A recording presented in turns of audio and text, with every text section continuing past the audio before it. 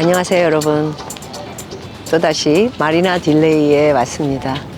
여기서 보이는 저 하이 건물, 높은 층의 건물이 제 집이에요. 네, 지금은 다운타운에 살고 있지만 남이 제 집에서 잘 살고 있겠죠. 여기 렌트에 대해서 말씀드리자면은 렌트가 원 베드룸이 4,200불이 나갑니다. 엄청난 렌트, 월세를 내고 살죠. 보통 사람들의 사는 레벨을 보면은 연봉이 그래도 한 5억 이상 되는 그런 사람들이 살고 있습니다. 바로 앞쪽에 여러분들에게 가끔 마리나 딜레이 살면서 찍어 보내드렸던 요트장이 이곳에 있습니다. 여기 살면서 요트를 갖게 되면은 요트 주차장, 지금 보시는 파킹돼 있는 곳들이 다 주차비를 내고요. 배가 있는 곳이에요. 그래서 좋은 자리는 1,000불에서 1,500불, 200만 원까지도 한 달에 낸다, 이런 얘기를 듣기도 했습니다. 한때는 정말 드림, 저도 꿈을 꾸면서 요트 중고를 하나 사볼까, 한 25만 불 하더군요. 그런 생각을 가져보기도 했었는데 꿈이고요. 예. 그런 것들은 그냥 접기로 했습니다. 제주도의 제 집, 네, 또 영상이 나갈 것 같습니다. 제주도의 제 집 앞에도 또 이렇게 요트가 있는 곳에 제가 또 현재 한국에서 살고 있기 때문에 제주도와 여기를 비교해보면 어디가 더 아름답느냐, 스케일과 그리고 소위 말해서 장소, 사람들의 사는 레벨, 뭐 이런 것들이 좀 틀리지 않는가, 그런 것을 생각해 볼 수 있습니다. 어쨌든 이곳에 살면서 정말 많은 가까운 곳을 가게 되는데요.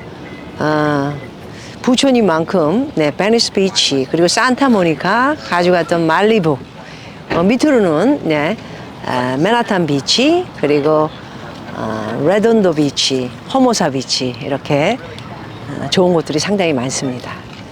다시 이곳에 오니 이렇게 멋진 제 집에서 내려다봤던 이 아름다운 곳들을 밑에서 또 들여다보면서 내년에는 제 마리나 딜레이 집에 들어가서 여러분들에게 또 모습을 보여드릴 수 있을까, 이렇게 생각을 해봤습니다. 자, 오늘 시작과 함께 제 집 앞에 마리나 딜레이 요트장, 파킹장 있는 데에서 인사를 드렸고요. 세계에서 가장 많은 요트를 파킹할 수 있는 곳으로 유명하기도 한 마리나 딜레이,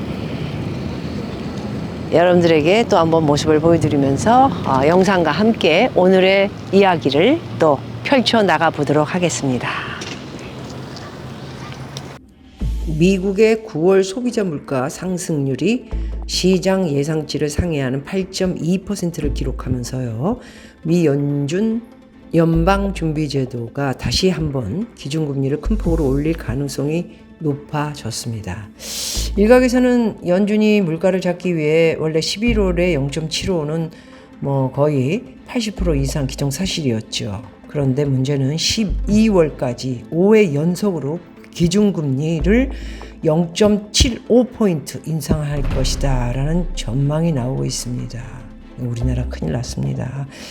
미국발 물가 충격에 한국은행이 10월에 이어 11월까지 기준금리를 0.5% 올리는 빅스텝을 연속으로 밟을 수 있다는 관측도 나오고 있습니다. 그런데 0.5 빅스텝을 밟은다 하더라도 우리나라는 이제 올해 2022년 3.5%가 되는데요. 이거 엄청 미국과 기준금리가 차이가 나서 외국인 자본이 빠져나갈까, 그런 걱정을 안 할 수가 없다, 이런 생각을 가져봅니다.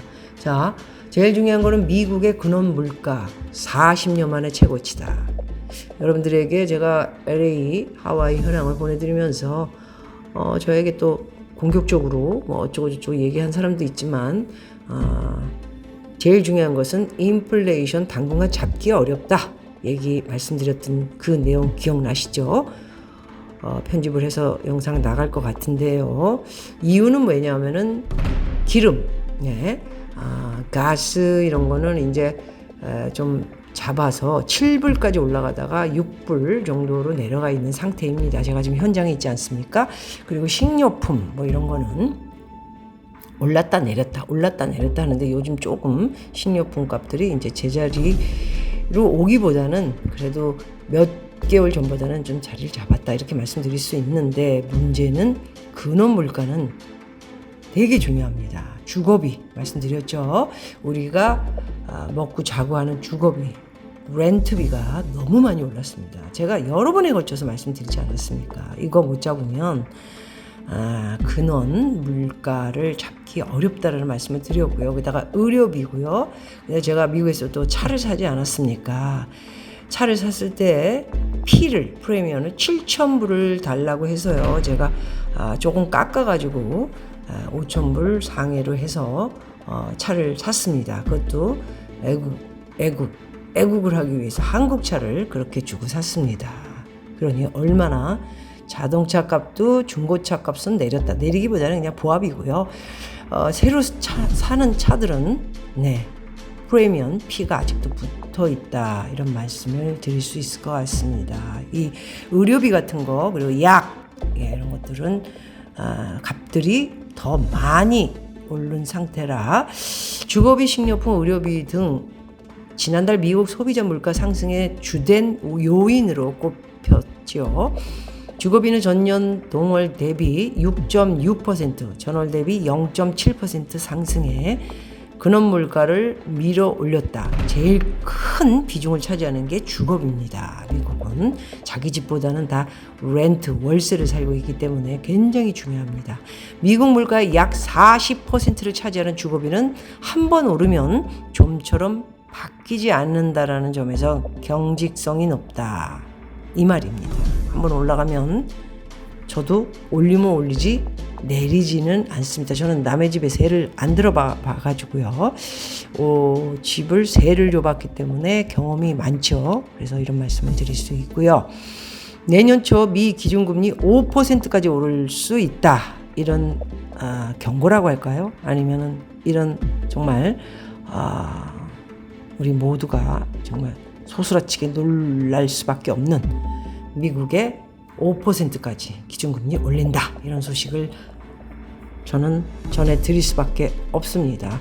자꾸만 이제 좀 나아졌다, 인플레이션을 잡았다 이런 엉터리 같은 말 듣지 마시고요. 전혀 잡지 못했고요. 오르면 더 오르지 당분간은. 물론 내년 하반기부터는 좀 나아지겠지만은 당분간은 잡기 어렵다. 이렇게 말씀드리겠습니다. 미국의 정책 금리는 3에서 3.25%였는데요. 연준은 지난달 공개한 점도표를 통해 연말 금리 수준을 4.4%, 내년 최종 금리를 4.6%로 제시했었습니다.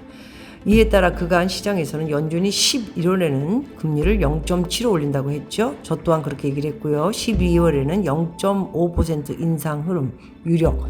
저도 그렇게 봤습니다. 그런데 9월 근원 물가가 치솟는 등 물가가 쉽사리 잡히지 않으므로 연준이 금리 인상의 속도를 낼 가능성이 높아졌다라는 분석이 나오기 시작했습니다.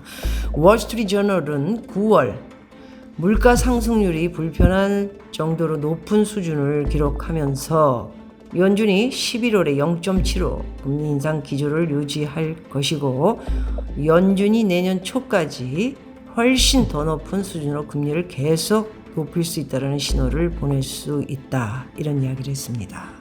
자, 우리나라는 이창용 한국은행 총재는 당분간 금리 인상 행보를 이어가겠다. 11월 빅스텝 0.5 금리 인상 가능성에 대해서 말을 아꼈죠.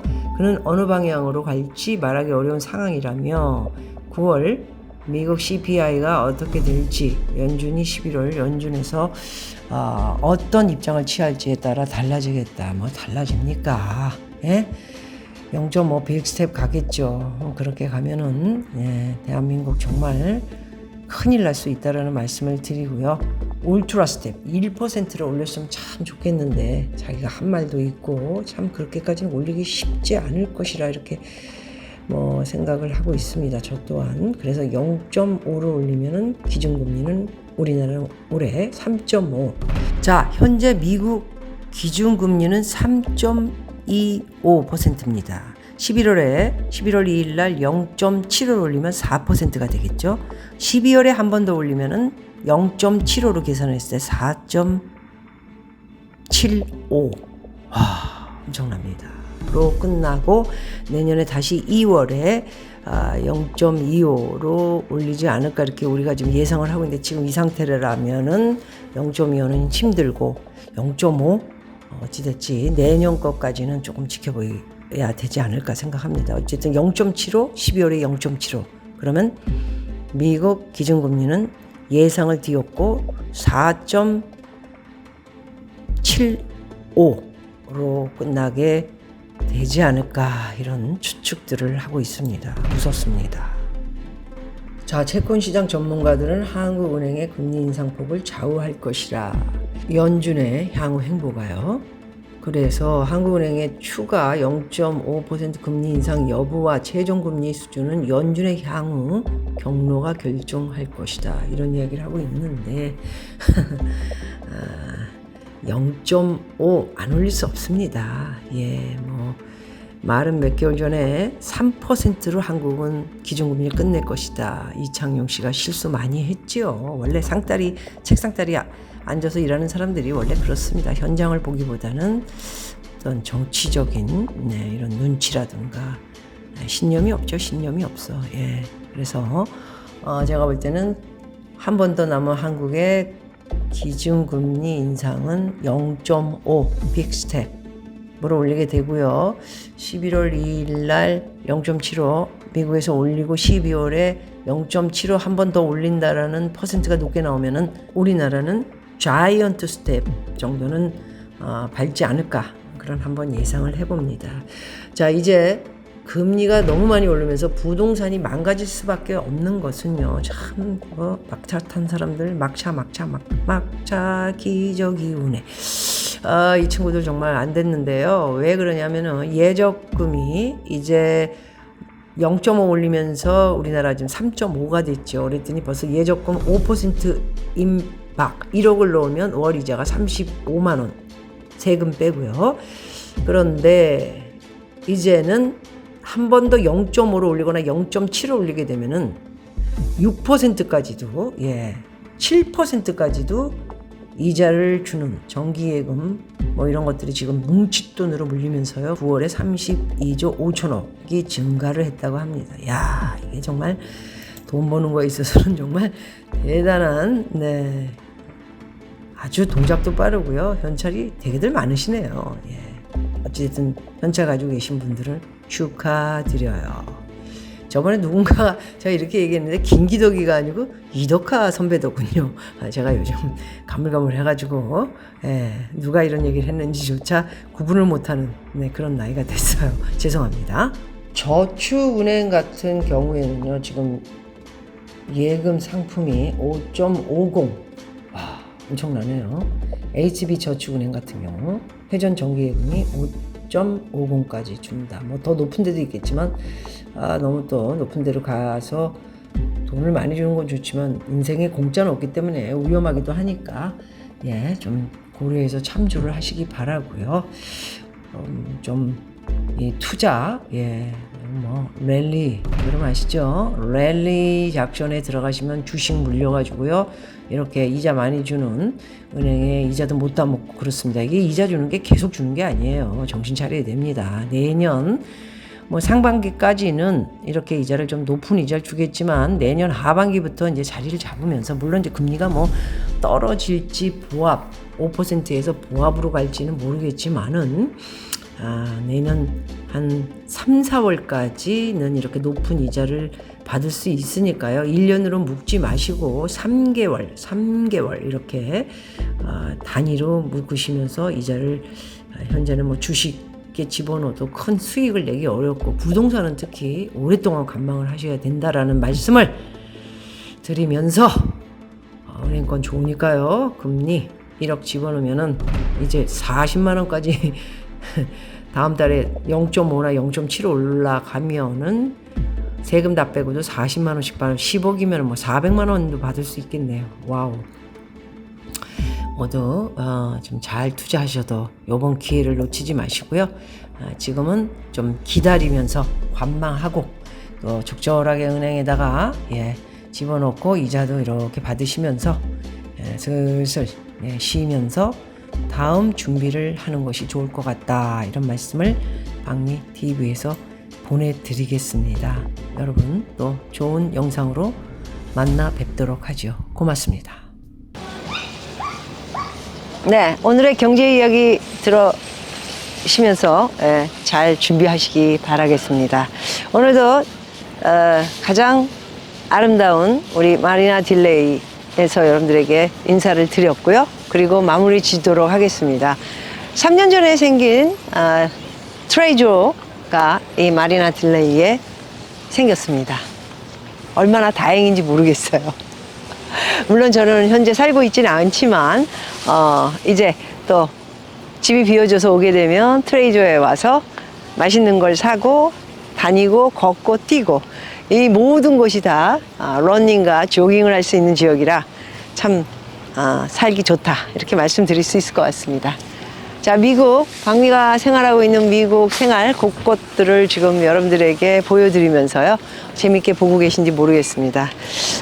이번에는 국립공원보다는 이렇게 미국인들이 살아가는 곳곳 동네를 보여주고요. 그리고 마트와 백화점, 몰, 이런 것들을 계속해서 여러분들에게 알려드리고 있습니다. 즐거운 시간 되시고요. 또 다른 곳에서 좋은 영상으로 찾아뵙도록 하겠습니다. 고맙습니다.